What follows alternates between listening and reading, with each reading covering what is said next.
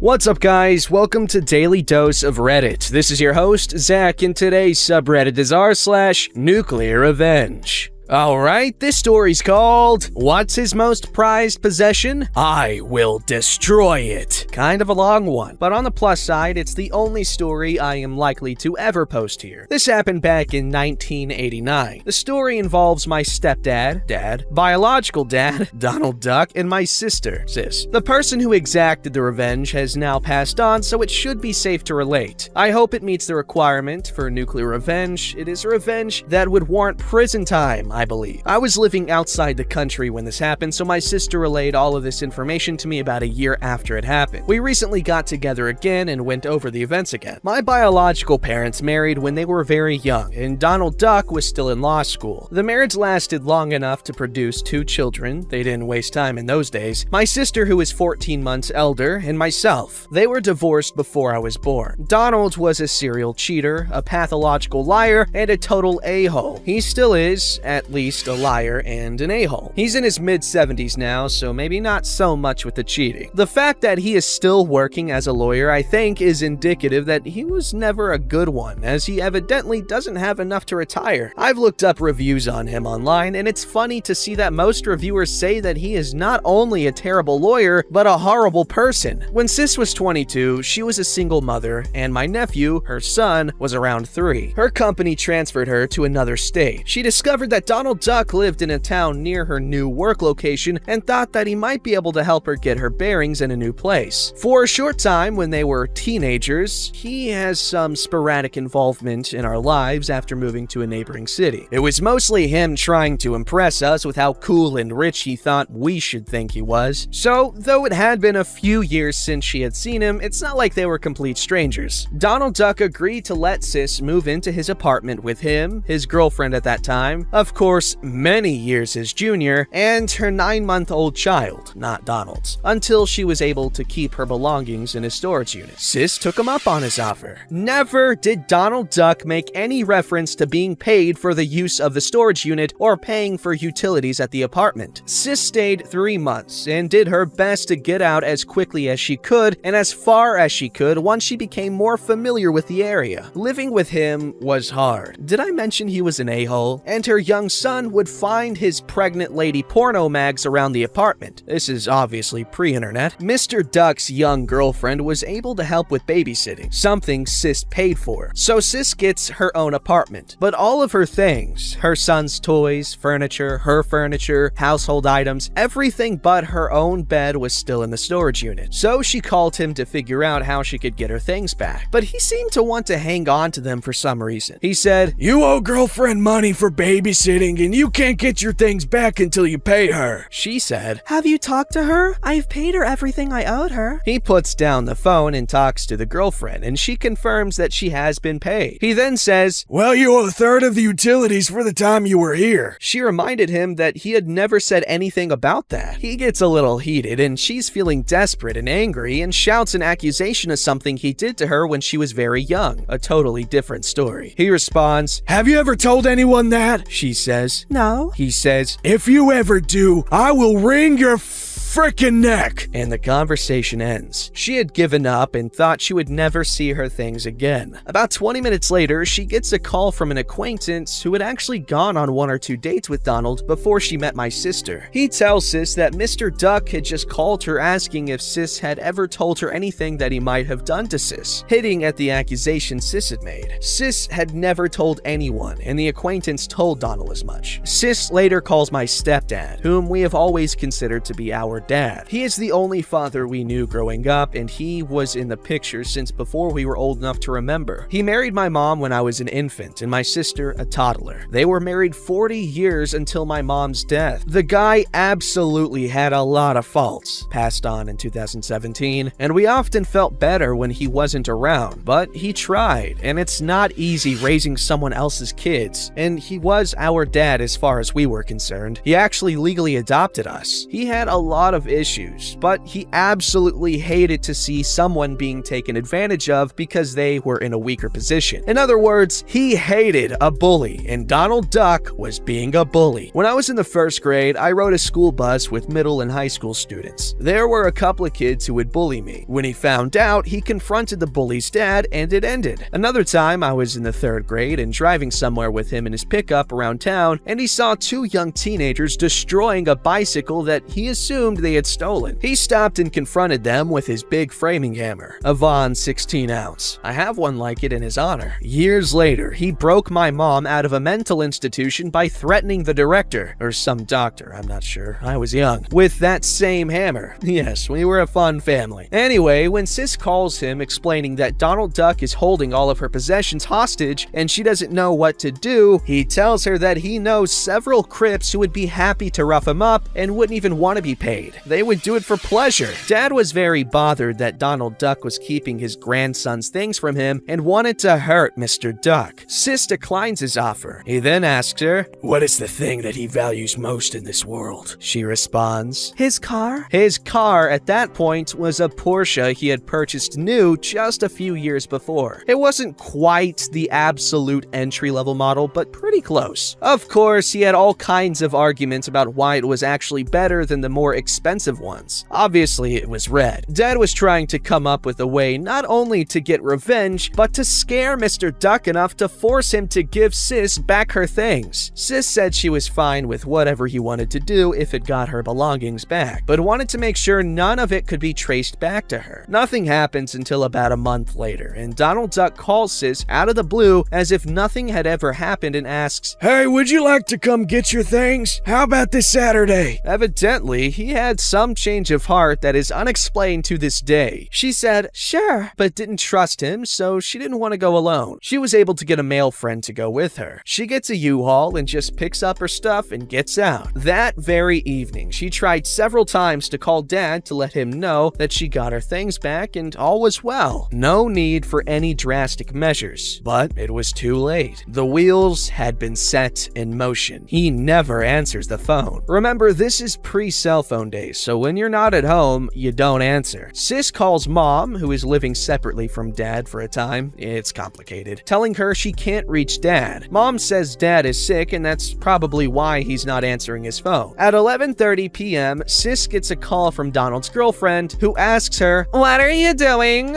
Sis replies, I'm at home in bed. Why? She responds, Someone just blew up Donald's car. Sis's heart drops. She obviously knows who did it. The police ask Donald Duck who would want to do this to him, and he answers Sis's name. So she becomes suspect number one. Sis asks girlfriend if Donald is scared. Girlfriend says yes, they're spending the night in a hotel. Fortunately, the call from girlfriend to Sis just a few minutes after the explosion gave Sis her alibi. Sis lived over 30 minutes away and could not have answered her home phone if she had been the one to ignite the bomb. The bomb did its job well. It turned the Porsche into an unrecognizable wreck, took out the adjacent car. The Porsche was parked at the end of the carport, so there was only one car parked next to it, and destroyed many feet of the carport above both cars. I'm guessing the tank in the Porsche was near full. I'm pretty sure Mythbusters did an episode on this. The thing that causes the biggest explosion is a near empty gas tank because all the fumes. I don't remember the exact science behind it, but the liquid gas hinders the rapid expansion. The fumes,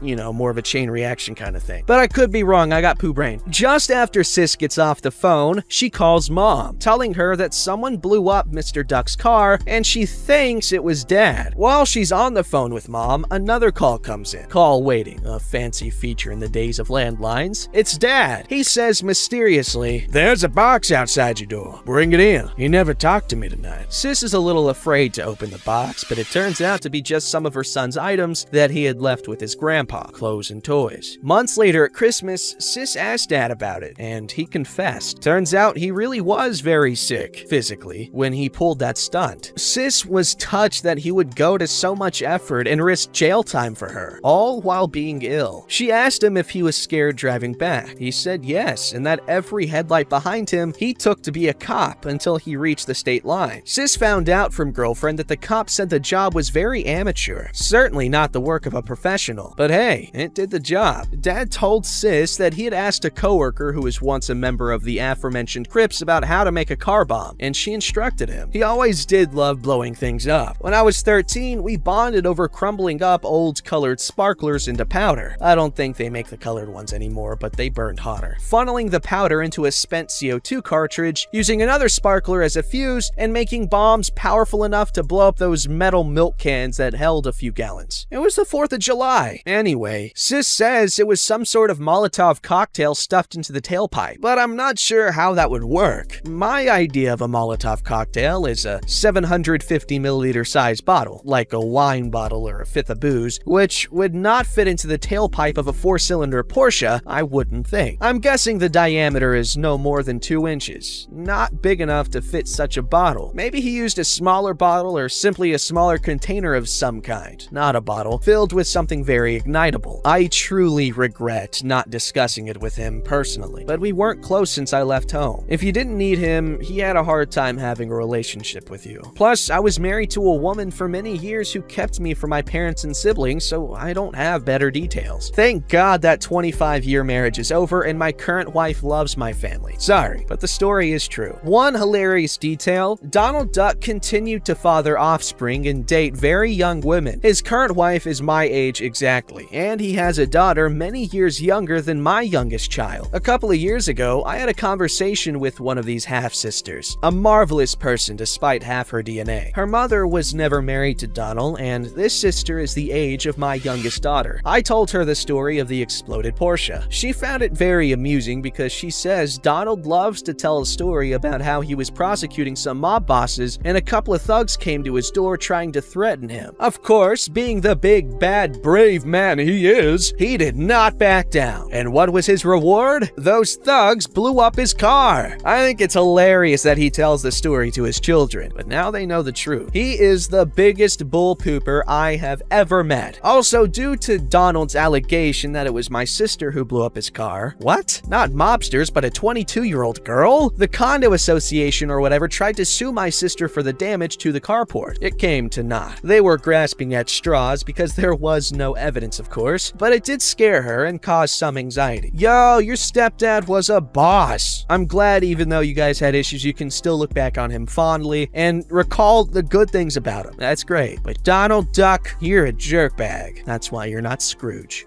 Alright, this story's called Block My Car in the Handicap Spot, Will Ya? Info. I shattered my leg in a fall, and with all the rods, pins, and screws, my leg doesn't have much bending mobility, and I am considered permanently disabled. Yikes. I use crutches for short trips, but use a wheelchair otherwise. So last summer, I went to a shopping center that surrounds a parking lot in my area, and was going into a shop that was next to 2 handicap parking spaces. I parked in the spot to the right so that I would be able to open my car door all the way to accommodate my leg. In between the spots was the area with diagonal blue stripes that you're not supposed to park in, as a wheelchair can't get in or out of their vehicles. Well, lo and behold, when I exited the shop, there was a Mini Cooper parked in that area. I was unable to get my door open more than 8 inches, so I waited and waited. After 15 minutes, still no one comes out to the car, and my leg is now starting to bother me from standing. I wait another 10 minutes and call my daughter, who lived about 20 minutes away from the shopping center, so that she can back my car up for me to get in and come home. At this point, I am just seeing red, which reminds me I have an old lipstick in my bag. I take it out and write in full windshield-sized letters, "Nice job!" all across the glass. If you were sitting in the driver's seat, you could read it perfectly, as I had written it backwards on the outside. Whoa, that's impressive. My daughter showed up about 15 minutes later and was able to move my car so I could leave. The owner of the car never came out in that entire 45 minutes, and I felt he deserved it for being such a jerk. Wish I could see that face. Hope you enjoyed. I know I got a giggle out of it while driving away, and still do to this day. Lovely story, and I am really annoyed at that Mini Cooper driver. See,